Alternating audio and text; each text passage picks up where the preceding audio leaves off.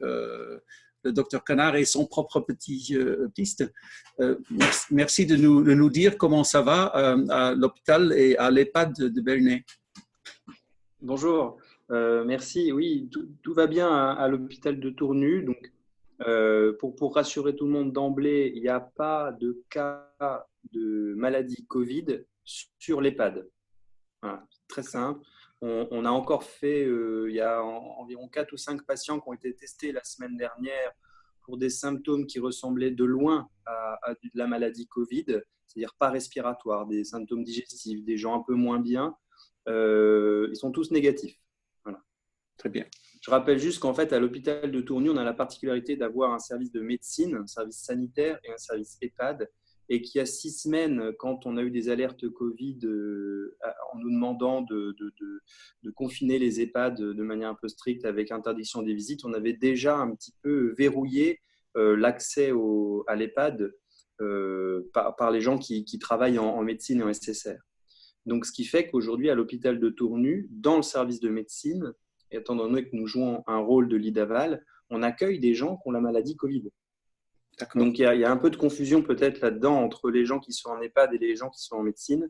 Mais il faut imaginer 2 secteurs géographiques différents avec des moyens mis en œuvre, je crois quand même, qui sont à la mesure de la maladie et des mesures barrières nécessaires. Donc, et on a actuellement dans le service en tant que lit d'aval, le service médecine accueille 3 patients identifiés comme Covid, voilà, avec les tests qui ont été faits. Ils viennent de Mâcon, ces gens. C'est des gens qui sont probablement plus contagieux aujourd'hui, mais c'est très difficile à dire. On est très, très prudent parce que, comme l'a souligné Bertrand Vaux, on est face à une maladie qu'on ne connaît pas du tout, avec en Chine et en Corée du Sud, des gens qui nous parlent de réinfestation. Donc, on met toutes les mesures en place. On est extrêmement prudent. Voilà. Très bien. Alors, juste, Grégoire, si je peux me permettre d'intervenir, je ne sais pas si on m'entend. Vraiment, je voudrais saluer le travail que fait l'hôpital de Bernay. Alors, je le fais en temps normal à chaque fois que je peux.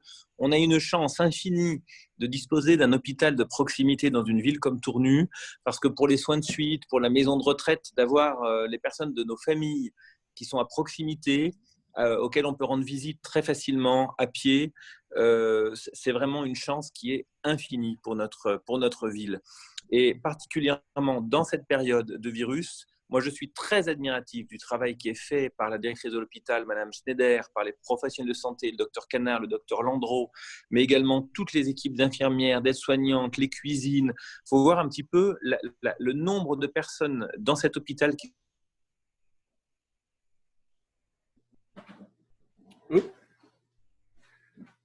Ah, j'ai craint qu'on a perdu Bertrand Vaux. J'espère qu'il va essayer de se reconnecter.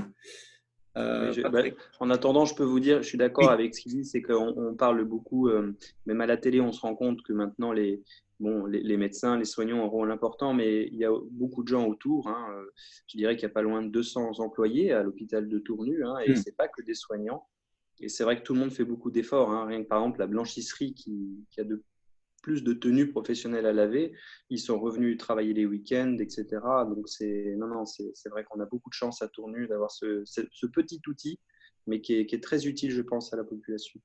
Très bien. Merci beaucoup.